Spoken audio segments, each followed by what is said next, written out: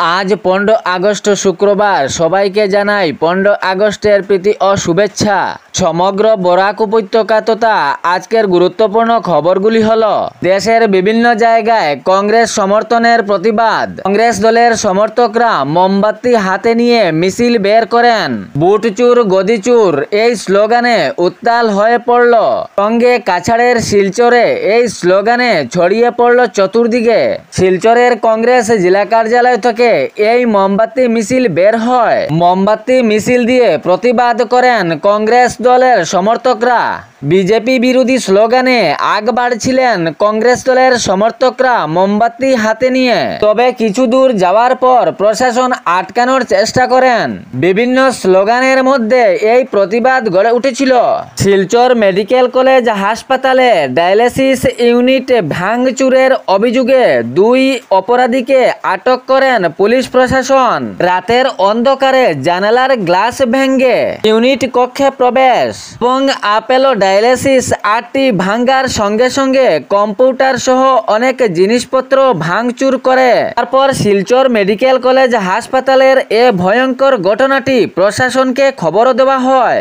ঘটনাস্থলে উপস্থিত হয়ে প্রশাসন পর্যবেক্ষণ করেন এবং দুষ্কৃতীকে পাকড়াও অভিযান চালান। প্রশাসনের এ পাকড়াও অভিযানে শিলচর মেডিকেল কলেজ হাসপাতালের কর্মীদেরকে গোপনীয়ভাবেও তল্লাশি চালান।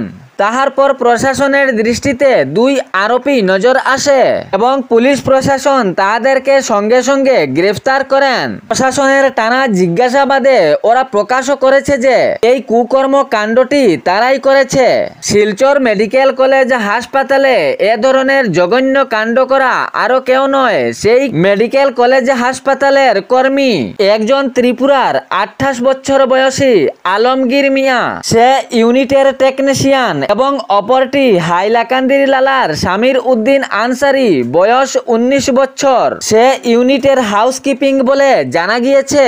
কুকর্ম করা 2 অভিযুক্তকে আদালতেও পেশ করেছে পুলিশ প্রশাসন। ওরা নিজে স্বীকারও করেছে যে এ ধরনের জঘন্য কাণ্ড তাহারাই নিজে করেছে। একজন ইউনিটের টেকনিশিয়ান এবং অন্যজন হাউসকিপিং। 8টি ডায়ালিসিস ভাঙচুরের অভিযোগে পুলিশ প্রশাসন তাহাদেরকে আদালতেও পেশ করেছিল। বর্তমান অবস্থায় পুলিশের হেফাজতে রয়েছে এই 2 দুষ্কৃতী। কাছাড় পুলিশ গোপন সূত্রের তল্লাশি চালিয়ে এই 2 জনকে গ্রেফতার করে। এখন থেকে অরুণোদয় হিতকারীরা পাবেন মাসে 1500 টাকা। 2026-এর জানুয়ারি মাস থেকে এই সুবিধা দেওয়া হবে। অরুণোদয় হিতকারীরা 1500 টাকা করে পেয়ে যাবেন। বর্তমান অবস্থায় যে অরুণোদয় হিতকারীরা 1250 টাকা করে পাচ্ছেন, তাহারা 2026 জানুয়ারি মাস থেকে 1500 টাকা করে পেয়ে যাবেন। যাহারা গ্যাস সিলিন্ডার হিতকারী রয়েছেন তাহাদের দেওয়া হবে 250 টাকা বেশি, অর্থাৎ অরুণোদয় 1250 টাকা এবং গ্যাস সিলিন্ডারে 250 টাকা। সর্বমোট অরুণোদয় হিতকারীর খাতায় 1500 টাকা আসবে 2026-এর জানুয়ারি মাস থেকে। রাজ্য সরকারের তরফ থেকে এ ঘোষণা জারি করা হয়েছে।